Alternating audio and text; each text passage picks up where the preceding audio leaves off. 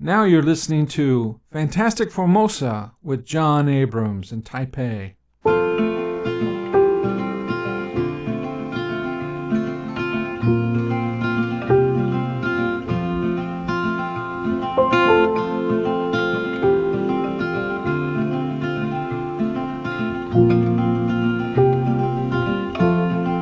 This is John Abrams, and welcome back to another episode of Fantastic Formosa. We have an interesting guest today. His name's Scott Summers. He's from Canada. He's been here for a very long time. Scott, how long have you been here? Oh, I came to Taiwan in 1996. So I have to calculate it out every time I say that because it's 20-something, 27, 26 years. Oh, wow. Okay. Things are a lot different back then when you got here. We didn't have the subway MRT system. I believe they had buses, didn't we? For the most part. Yeah. Buses, a lot of walking. I remember a lot of walking. And a lot of air pollution from those buses, if I recall. Oh, the whole garbage situation was awful back then. Yeah, I remember you couldn't even see the Yamenshan from the Taipei train station. It was just smog. Oh, yeah. And the smog situation, street garbage was bad at that time. And if I recall, there were dogs running around in packs, so wild dogs in Taipei City. That was something. That's right. Down in Xinyi district, that time there was a lot of open area, and dogs would congregate there at night. Yeah, I remember people would be riding their bikes and be chased all over Taipei by these packs of dogs. It's not funny, really, but it was, for a modern city to have packs of wild dogs roaming around. You think of maybe Alaska or, something, but not a city. But I think they finally cleaned it up. They certainly did. You do see them outside of Taipei a little bit. But Taipei City, you came here from where originally? Well, before I lived in Taiwan, I lived in South Korea, in Seoul, and in Japan, in Tokyo, and in Nagoya. All right. What did you do? Which one did you go? You went to Japan first, right? Well, in 1989, I graduated with my master's degree from university in Canada. And I went to Japan, and I joined the company where a friend of mine was working. I taught English there for 5 years. That must have been extremely expensive. Japan. At that time, it was expensive. Salaries were higher. It was a nice place to live, but I was younger then, and I wanted to see more things happening. And so in 95, I moved to South Korea, and I lived in Seoul for a year and a half. And then I came here. So Seoul and Tokyo are big cities. They're roughly what? The same size as Taiwan's population, right? Yeah. Greater Tokyo is about as big as Taiwan. Lord, that is big. I'm sure it's easy to get lost in a city like that. Yeah, it's almost like its own country. Yeah. Oh, yeah. Yeah, definitely. And so before that, you were in university in Canada, and you got your master's degree in sociology. Yeah, that's right. What is sociology, basically, to those who don't understand the phrase? I mean, I have a really technical answer to that, but the best way to think about it is it's the study of society rather than individual people. Like psychology would be. Yeah. Right.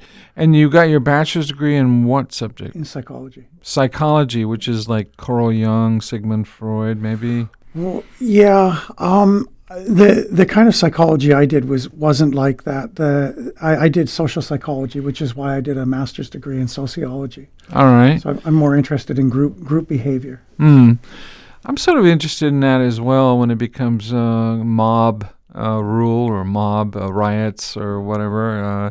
People seem to behave like those birds you see flying in the air, all going in the same direction for no reason. How does it work? How does something like something that becomes popular, like something people go crazy over a certain food or all of a sudden everyone's listening to the same show or movie and then they stop. Well, how does that start? Well, if you think about human evolution and what that kind of situation humans would have evolved in, a long time ago, in human prehistory, we would have been living in a situation where you're looking for information from people around you rather than through in the news or on the radio. Of course, yes. And so you're picking up information from other people about what's happening, what's important. And that doesn't work the same way anymore when we're living in large cities. We're not living around our relatives and people we have close relations with. And so when you get information, it's not always perceived by your brain the same way. Your brain makes mistakes, and you pick up on the wrong cues. The cues that are fed to you aren't the right cues anymore. Right, cues. Now, cue is what exactly? What would my reader or listener? What is a cue? Just something that you when you're looking around at things and you're listening for things, and it's just a thing that you notice. Like in the caveman days, you might hear a wolf howl in the distance, and that might definitely get your attention. Yeah, something like that, or it might even be as simple as a particular color. Oh, okay, that's interesting. Yeah, color red is danger, and the color like that. Yeah. Okay. Yeah. So you can. There's experimental studies where they get different effects from different colors. But everybody knows that pink makes you feel a certain way, or red makes you feel a certain way. Yes. Okay. Yes. I know that there have been studies on how to calm people down using certain colors, like green, light green, maybe, soft colors. Yeah. Interesting. So when we first got here, there were all kinds of things that would crop up. Suddenly, the entire city would go crazy for what they called egg tarts. Remember when everyone in the city had to have an egg tart? But they're good. Yeah, but I never. There were these long lines all of a sudden for no. I don't know what set that off. That's that and other things in Taiwan as well. People seem to gravitate towards. Is that stopped now with the internet, with everyone with their own private cues and interests? I don't know. When I was at school here, one of the things that there would be restaurants and coffee shops in the neighborhood of the school that would become they would be covered and it would become extremely popular. And so you'd go there and you'd see long lines of students. And, right. And next door would be empty, but that restaurant. Yeah, why? Same food, maybe, same everything. One of the things is going to be just the density of people here. So it's easy for people to get around and congregate in a way that it's not, say, in a city like New York or Los Angeles. Right. Yeah. Groups of people in a big city like New York might make you a little nervous. Yeah. Yeah, you saw a restaurant in New York with 100 people lined up behind it for hours and hours. You'd think, what's going on? No one there? knew what was going on. It was nothing, right? It was just. It's like someone looking up at like a tourist looking up at a building, and then everyone stops and says, "Someone's jumping. What's going on?" They're looking up, and pretty soon you have a huge crowd, and the police come. Yeah. And, yeah. But here you hardly notice it. Yeah. Yeah.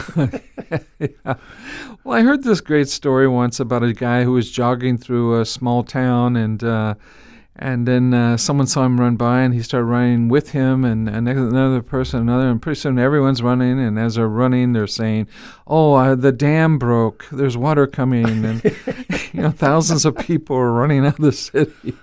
It was just a jogger. So that's the sort of strange sociological stuff I'm interested in. The what sets off the spark that sets off the fire.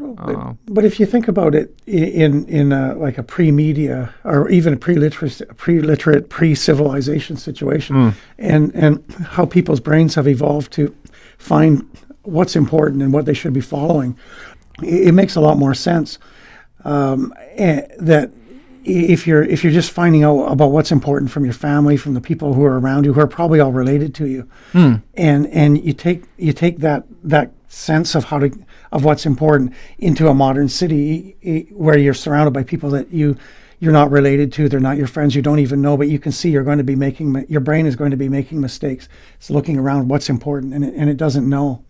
That's sort of the college experience, you leave your family, small town maybe, and you go off to the college, and all of a sudden, everything's different. Everyone's interested in some strange things you've never heard of, and suddenly you think these things are interesting as well, even though they may not be.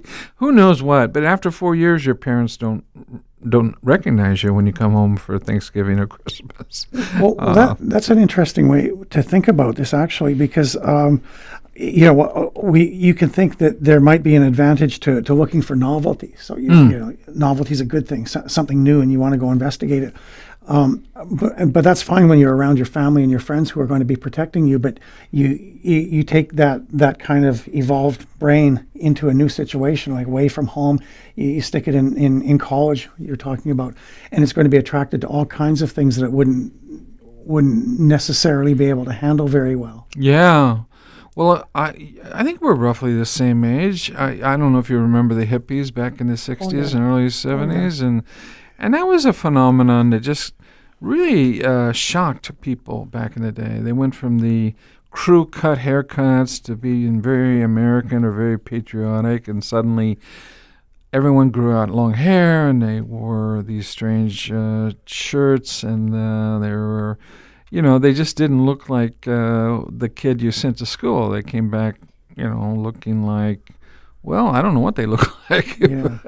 But yeah, these are phenomena that seem to go, what about Taiwan? When Taiwanese graduate high school here and they go to college, I don't see much difference, really. They're still studying hard. They do try new things, but it's not as radical as the things that you go through maybe in the West.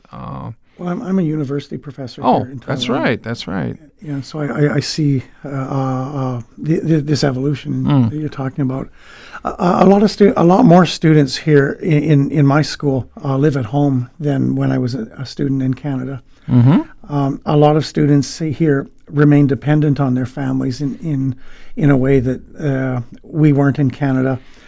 Families remain they have a lot more contact with their kids even when they're away from home. Yes, definitely here. I mean, there's a distance thing. I mean, Taiwan's a lot smaller than Canada is, but it's just more important for maintaining family contact is much more important than it was for us in Canada. Yeah, I mean, the West, when you hit 18, you're kind of considered an adult. Well, it's a strange system, actually, in America. 16, you can drive. 18, you are adult. You can go to prison. 21, you can drink alcohol. Yeah. It's sort of a gradual system. But here, it's not unusual for kids to stay at home with their parents until they marry, right? Even afterward. That would be embarrassing in America. Yeah. We would consider that a failure in some strange way. Well, it's interesting you raise that point because I think about this often when I hear news from America and Canada about adults living at home. Peter Pans, we call them in America, I think, right? The idea that a 30-year-old man, especially, if he's got a job and he could be dependent, but he's not, and he's living with his parents. And he's not saving money; he's spending it. Trust me, video games or whatever. Well, this is supposed to be a sign of the failure of Western society, right? But here, I don't want to say it's common or natural, but it's not seen as a stigmatizing thing. You're not. But they save their money. They seem to be more pragmatic or practical. And the women here, they get their college degrees, then they work, save money, and then around 25, 26, 27, they start looking for a husband. But in America, it seems to be the complete opposite. You get married at 16, have a baby, and you don't get to go to school, and you don't save money. It's just a complete reversal. It's a nightmare. I don't know how common that is anymore. In America. Okay. Or here. The students that I have, because I talk to them about this, they don't have any interest at all in marrying. Really? No, Okay. None at all. So now we have the problem of what? 4 grandparents, right? 2 parents, and then no brothers, maybe 1 brother and sister, and then you're going to, who supports that structure? The grandparents, and as they get older, they need, here the family supports them, right? America, you sort of dump your grandparents off at the local old folks, we call it old folks home, and you drop by the funeral home. Yeah. 3 years later. It's a very horrible thing in the Western culture to see, but they don't normally do that here, right? My feeling is that when I talk to my students about that, they find it inhumane. That's something that a lot of Western people today, even my generation, would shrug off. We did take care of our grandparents. That was drilled into me. Or my great-grandparents. I don't know if you had a memory of them even, No. but I certainly did. But then in America, we had a huge divorce rate in the 1970s, and wow, everyone seemed to be on their own. You had the second fathers, second husbands, third husbands, and just unraveled the fabric of the Western culture. Well, I remember when I was teaching college in Japan, I had a conversation with some of my students that reflects on this. And they were, at that time, there was still the salaryman seniority system in Japanese companies. You entered a company and you would spend your whole life and be promoted as you got older, based on your seniority in the company, right, rather than your skill level. Yeah. Well, the young students I had, they were very upset about this system because they saw themselves as more energetic and talented than older people. And they wanted opportunity to be promoted more quickly than older, slower people. And I told them, in the United States, where this kind of system is more entrenched, skill-based promotion system, that this is all really good if you're young and energetic and highly skilled, but if you're not one of those people, this doesn't always work out very well for you. And you get older and you stop making more money. You don't get the promotions that you want. You don't. Maybe your family loses interest in you as well. And I could see my students, and they were looking really puzzled. And this one young man said to me, "Well, what happens to you then?" And I said, "Well, you might just die." Okay. And he this had never dawned on him. He was shocked by this idea that your family would just sort of abandon you. Oh my God! As this, this person who's worked their whole life, and you gave birth to them and you raised them, and they would just abandon you, and your company that you worked for would abandon you. Oh yeah, the Japanese system companies, And they didn't talk to me about that after. Oh after yeah, that, they're kind of a positive conversation. Yeah. You want to hang around after that. Yeah. I remember some incident where it was in the news, oh gosh, a long time ago. A Japanese worker had a stroke or something, and the only thing he recognized was the company logo. He couldn't recognize his own family members when they came to see him. That's that would be indicative, I think, of something you might be pointing to. Yeah. Well, a commitment to work and your family's growth, but everybody's working together in a way that, say, Americans or Canadians don't really recognize. Yeah, in America, when I grew up, at least, we had unions in the factories, and you could keep your job, and it was skill-based, of course. So later, it began to fall apart during the 1970s, the unions, and then you became sort of like kids that were, in high school we would work at the burger place, McDonald's or Pizza Hut or whatever. Now those jobs are like career jobs for adults. I mean, that's crazy. We made jokes back then that, we would someday take turns flipping each other's burgers for dinner, which has come true in very dark ways. But I don't want to depress people listening in. Just to balance out these two different cultures, the West versus the East. And you do other things besides teaching and sociology. I think you're involved in some physical activities as well. Rugby. When I first met you, were playing rugby, and I thought American football was tough. But after watching you guys, the baboons, was it? The Taipei baboons play for an hour. I realized that, you guys are just quite insane, actually. I just never seen anybody hit someone so hard before without pads, protective helmet, nothing. It was just... So how long did you play? I'm from British Columbia. It's the western part of Canada. And we played rugby in school, and I played for my school for a little while. So I was introduced to the game when I was very young. And then when I was living in Japan, some businessmen from New Zealand were organizing a team, and I started playing a game because I was familiar with the game. And I played in Korea, and I played here. So when I came here in 1996, I joined the Baboons, and I was in contact with them before I arrived. Right. So. This is before the internet, when you could actually. How did you contact them before you got here? There were players on my team in Korea who had lived here before, and they knew them. And, all right.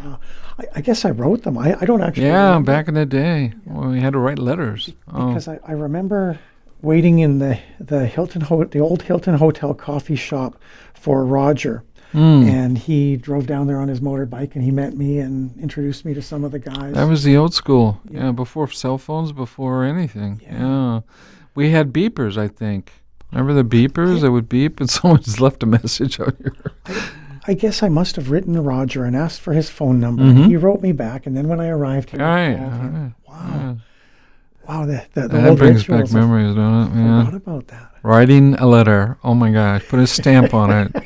Go in the post office, arguing with the postmaster, saying, no, it has no money in it. No, you have to fill out a customs form. It's a letter. Well, you should have done a postcard. Oh, my God, kids today, we always said that. Every generation says this. The kids today, they don't know what it's like to walk 20 miles in the snow to go to school. I go, well, I did walk 20. I didn't walk 20. I walked through the snow to get to school. I don't remember it being a life and death struggle each day, but whatever. But these kids today will have their own challenges, I'm assuming. I do worry about the next generation of what we call woke, social justice warriors. And you may have heard that, the listeners may have heard of this woke. It's a very popular thing in college today, and they seem to run away from anything challenging physically, something that might be dangerous. They have a safe space, they call it, a tent. They might go into a tent on campus with teddy bears and balloons. And what is that about in America? I haven't lived in Canada for so long. I don't.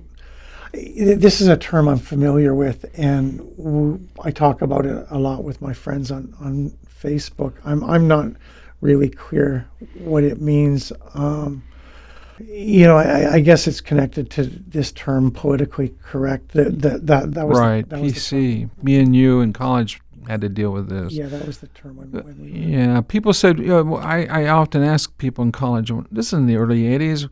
What does PC mean? Political? What does that mean? What do I have to do to be politically correct? And they said, don't be rude. Well, that makes perfect sense. But later it evolved into the woke, the social justice warrior, the support the victim. Everyone's a victim except, it just, now it's very confusing. I think it would be confusing for our listeners as well if they were to go to America and wonder why there's some very strange safe spaces with balloons and teddy bears in them on campus rather than going to the library and, reading a book maybe. Or my old university library is now a coffee shop, or at least it has a coffee shop in it to try to attract people to go into the building. My gosh.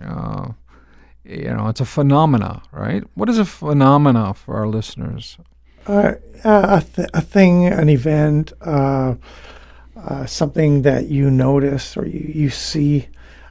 Because you don't, there's a lot of things going on around you, most of which you don't notice, but a phenomena is a thing that you would notice. Right. We often talk about weather phenomena. Yeah. Right. A typhoon or tornado, definitely. Tornadoes are definitely a weather phenomenon. But there's lots of weather that you don't notice. Right. It doesn't pick you up and throw you back down. Yeah. Yeah. You've been here a long time. You were here during the '99 earthquake, right? Yep.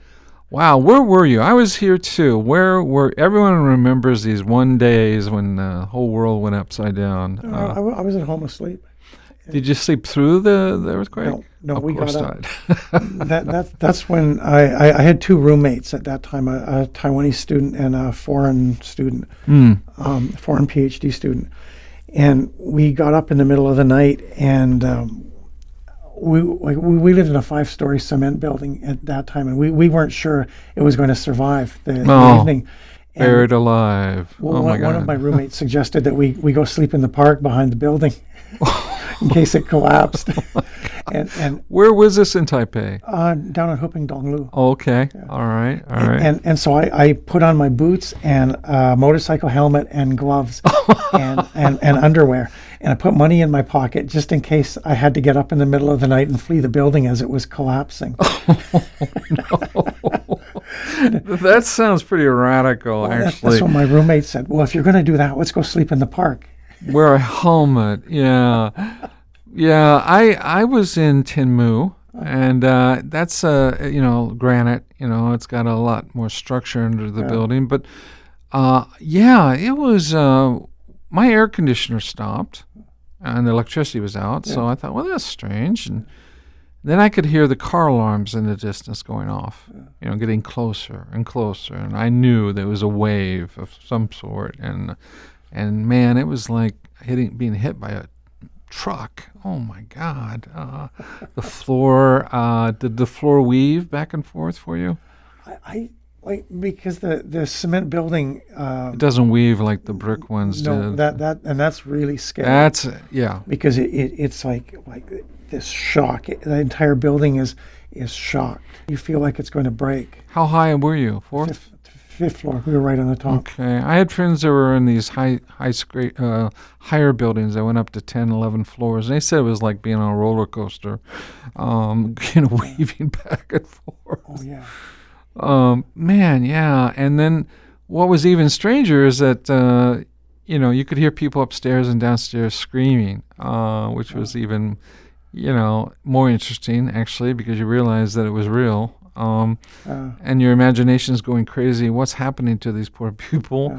And then afterwards, everyone lit candles, which was a huge mistake because the gas lines were broken and the fires broke out. So, but that was something. Yeah, that sort of measures your time here when you have something to touch on. So you do physical stuff. You do martial arts, apparently, right? Well, I played rugby up until I got married, and my wife at that time she asked me to stop playing rugby because she thought it was dangerous, and so when I was younger I did a lot of martial arts, and so I started doing this again. There was a Brazilian Jiu-Jitsu club that was opened up in Taipei in 2002. And the head coach at that time was a Taiwanese-born American. He grew up in America, but he came back to Taiwan to coach. So I started doing Brazilian Jiu-Jitsu then. I did that for many years, and then I did judo. I thought I remembered you had done judo and jiu-jitsu. Yeah. Right. For me, I don't know what the difference is. Well, formally, jiu-jitsu is the term that refers to the unarmed combat techniques of the Japanese samurai before they were given guns. No sword, and just go to it. All right. But after guns were introduced into Japan, it broke off into sports like karate, aikido, and judo. So judo and jiu-jitsu are historically connected to each other. Now, jiu-jitsu, I've been told, I've never done this. I've been told that it's a more pragmatic way of dealing with self-defense. Is that true? You don't actually hurt somebody. You can subdue them. You don't have to worry about and you can be a lesser size, right? It's like playing chess a little bit. There are strategies to it that are. Maybe you're the expert. Well, this is not wrong, and these are good ways to think about judo and jiu-jitsu.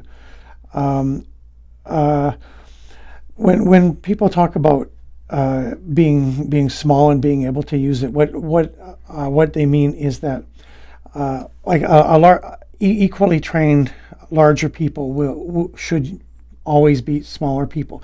But the advantage that jiu-jitsu gives you is that a smaller person can effectively use it against a much larger person. Who has no experience. Yeah. And they can protect themselves. Yeah. Within reason, no knives, no whatever.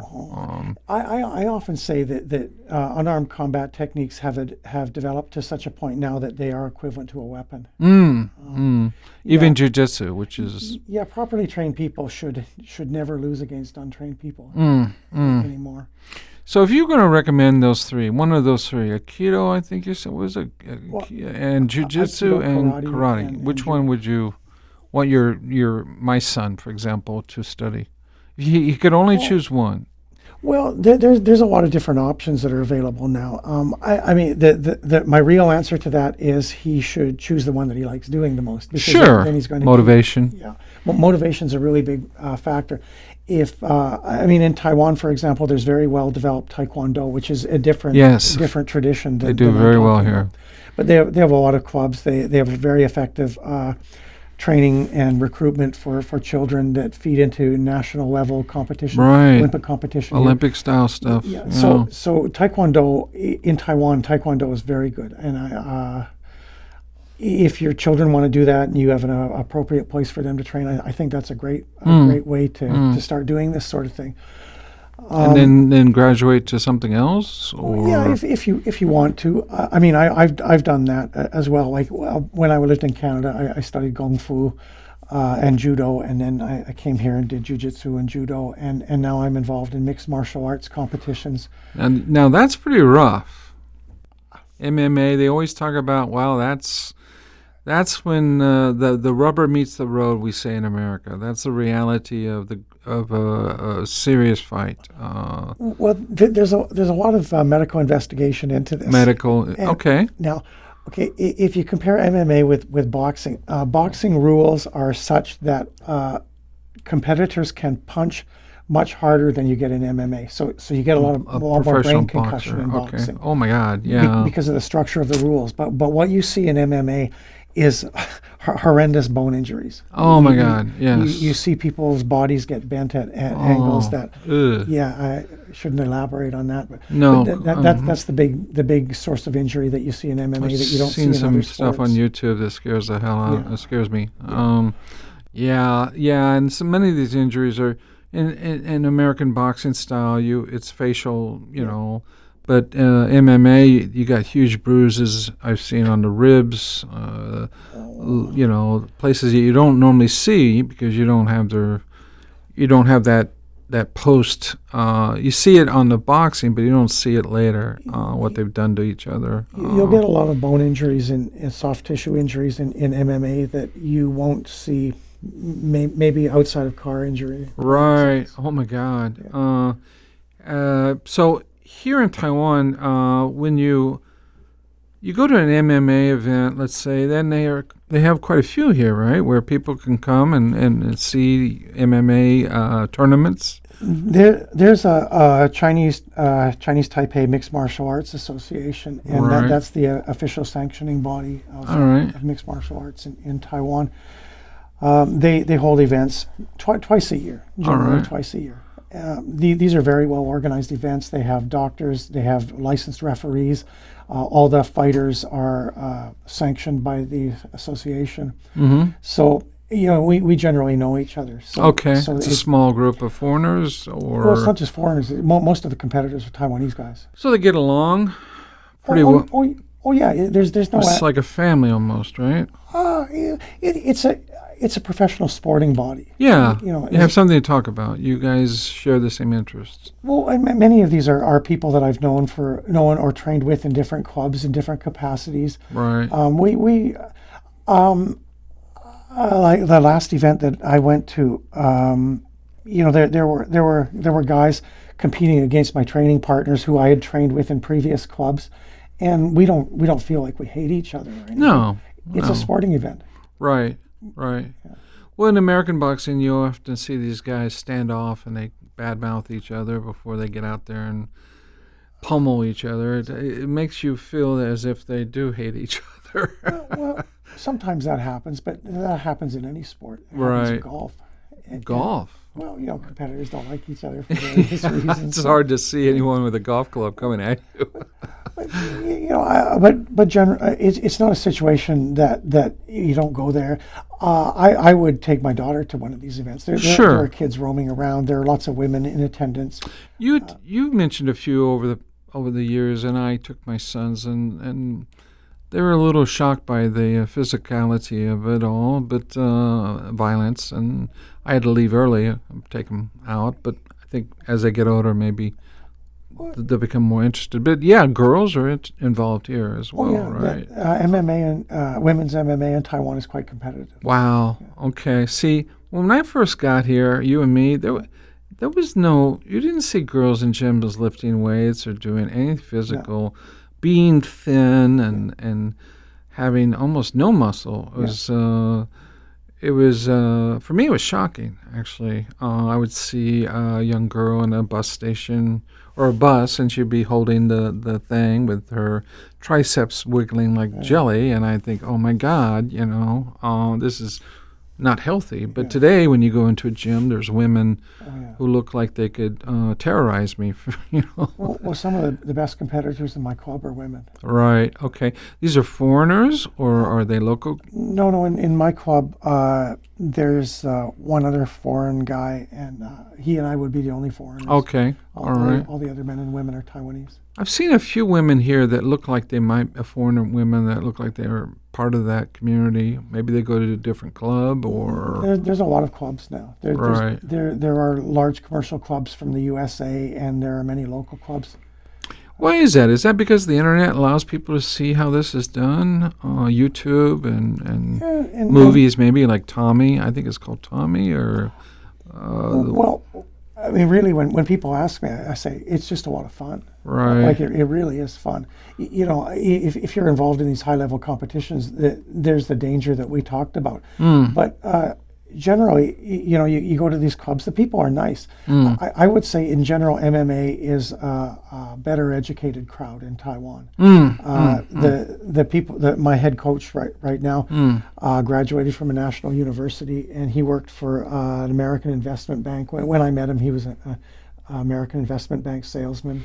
You hear a lot of that from jiu-jitsu people. Yeah. Highly educated. They like the chess strategy mindset of something like that. I think there was a guy named Sam Harris on YouTube that does jiu-jitsu and is also a doctor in neurology or something like this. Some other types that pop up on the internet. We all know Joe Rogan, I guess, right? The legendary. He's on YouTube. He's I don't know what he does. He does everything, right? Yeah, he's the New Jersey State Taekwondo champion, but he's got a black belt in Brazilian Jiu-Jitsu. I guess he has a podcast on the internet that's quite amusing. Talks about everything under the sun. He's more popular actually than CNN, apparently, of all things. He has a lot of folks. Unbelievable. If someone were coming to Taiwan for the first time and they want to get involved in something, they would just have to Google that on the internet, right? Oh yeah, there's lots of clubs available on the internet. And if are there certain clubs you would steer them away from, or would you recommend they go to mostly a foreigner group first because they don't speak Chinese, right? Do most of these clubs speak English a little bit, or? Well, my coach speaks fluent English, and getting instructed in English in my club, or in English or Japanese or Chinese or Taiwanese, is no problem in my club. I'd say most of the clubs that I know of in Taipei are like that. In Taiwan, the clubs that I'm familiar with. The big commercial clubs have lots of foreign and Taiwanese members. Right. The language problem, I always thought, might be something that, you might want to steer them towards this club as opposed to another one. And there seem to be gyms on every corner now. They have these amazing gyms. Back in the day when you had to pay like a yearly contract to go to a World Gym and, lift weights and a little bit of boxing. Now, you can go in and pay for, it's a minute per, 1 NT a minute, right? And if you get, 200 NT, you get 200 minutes of training. You can go in and lift weights for 20 minutes. And if you like the place, you can come back. If you don't, there's no contract where they're going to sue you. Yeah. $100 a month US, which was something I was locked into for many, many, many years. But do you go to any other types of gyms besides MMAs? Do you go to lifting? Do you lift at all anymore? Or? Sometimes I go to the local community gym. Yes, I've been to those. Those are very nice. Yeah, they're okay. Amazing. They're 50 NT, right? For yeah. an hour or half hour? Well, mine is all day, as long as you want to stay there. Okay. You're talking about these city community gyms they have? Yeah. Amazing. They have swimming pools, and they're shockingly cheap. Yeah. Yeah. Clean. Nothing you would find in America. Oh my gosh, no way. Not like that. I was very surprised to find this. Yeah. I would go in there and lift a little bit, 20 minutes, and before I couldn't find enough weight to lift, and then I ended up in World Gym, and that was a different experience, of course. Well, that would be the biggest drawback of the community gyms is because they're aimed at sort of local people, a lot of older people. A lot of elderly go in there just to rehab. They might not have a lot of weight or a lot of different equipment, but just for staying in shape, they're great. They're great, absolutely. Taiwan is a special place. Well, I think that's it for this episode of Fantastic Formosa. Thanks a lot, Scott, for dropping by. I think we're going to have you on for another episode. Is that a possibility? Oh, that'd be great, John. It's been great talking to you. All right, great. I'm looking forward to that. That's fun. Thank you very much. Talk to you soon. Bye-bye. Bye-bye.